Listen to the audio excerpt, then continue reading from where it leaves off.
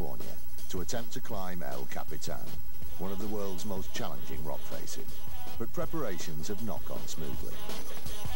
We did a practice climb. Had a full mare, couldn't climb for shit. Now, as they attempt to climb the first leg of the route, the problems are continuing. Because I tied Jack into the purple rope for a reason. Well, don't get stressed with me because it was an innocent mistake. All right, innocent mistakes kill people. I think everyone's point's been made. Let's just fucking drop it.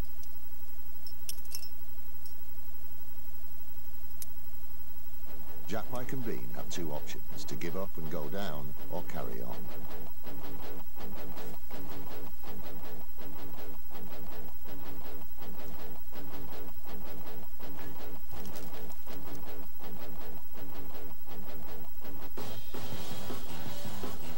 But nobody, despite the tensions, is willing to give in. They press on regardless and slowly get into their stride.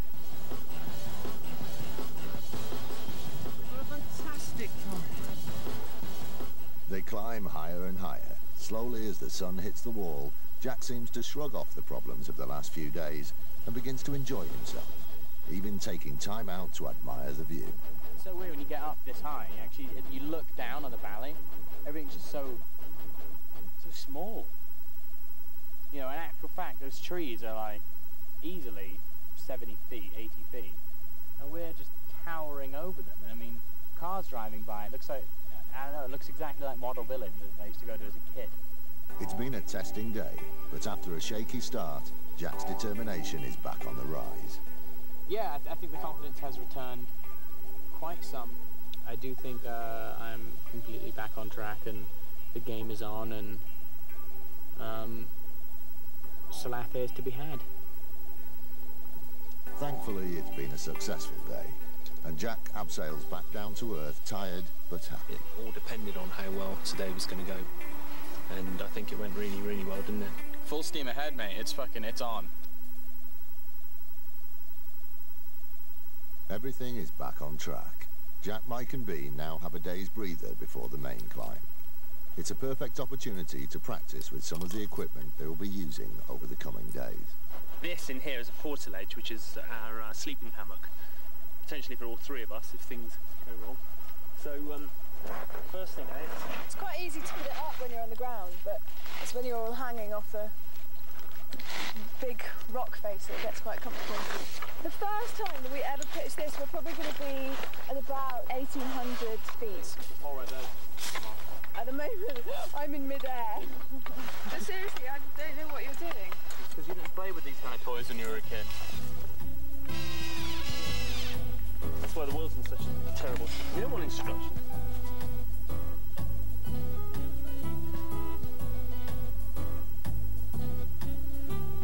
As soon as someone lies on this, it's going to be like, you.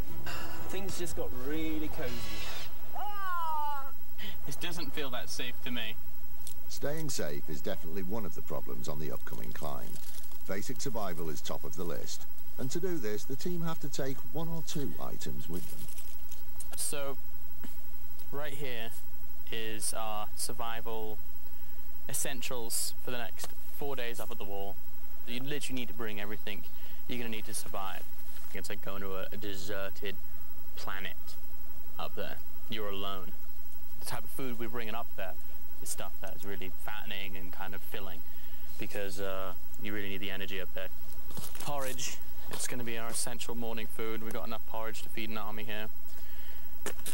Bagels are pretty good for big wall climbing purely because they're really high in calories and you can squish them up nicely. With eating, there comes digestion and then comes waste. When you have to go, you have to go.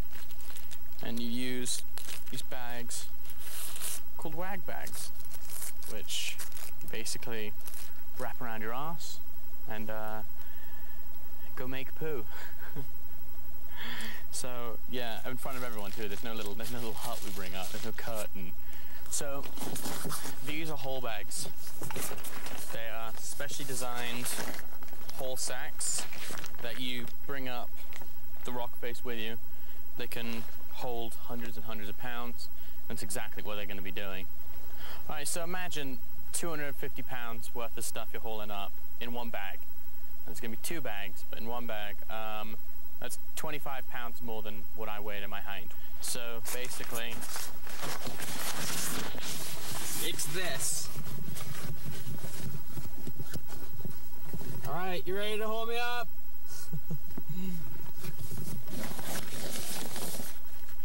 So quite literally is, you are hauling up a fat bastard. Okay. The bags are packed. The equipment is checked. All that remains is the climb.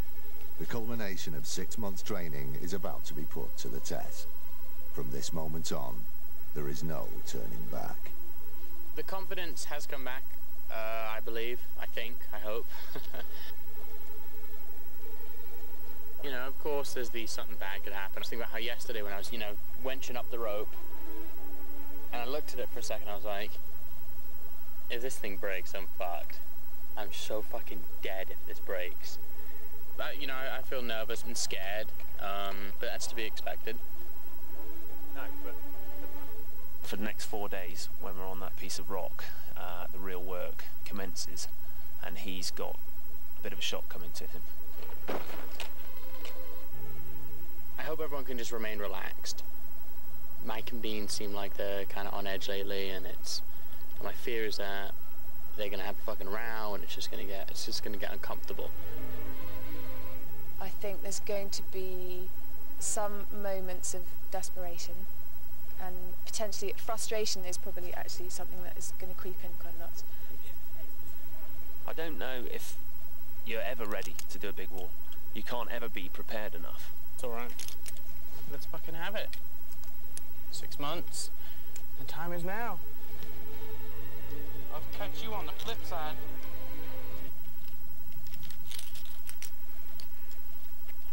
They leave the ground.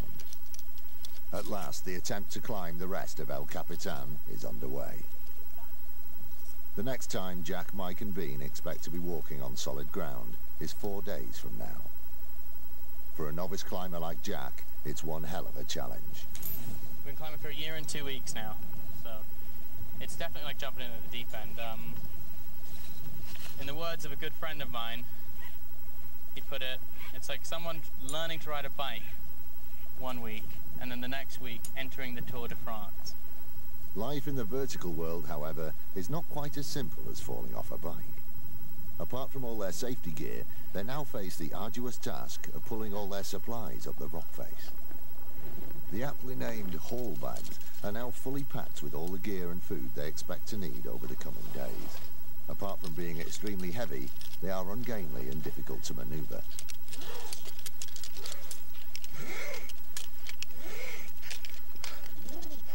I have no energy. 30 feet. No, 30 feet and we're done. A large part of each day will be spent physically dragging these heavyweight monsters along with them. They are at equal turns the rock climber's life support and painful burden.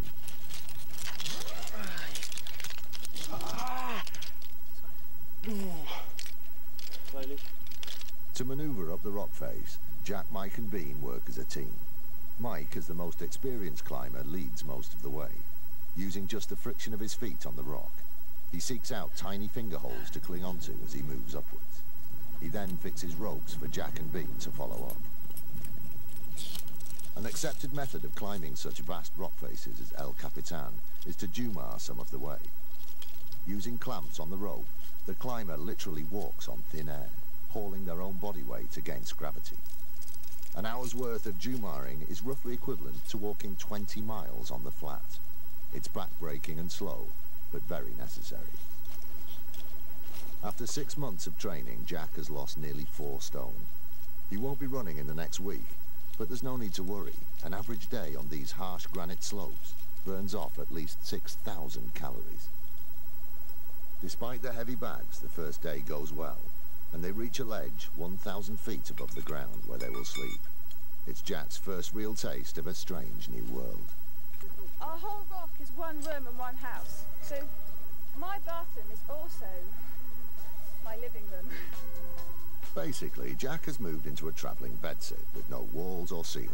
Living space is a rare commodity, and the chance of plunging to an early death quite high. But at least there's a good view. Why is a helicopter flying below us? Does anyone find that slightly odd?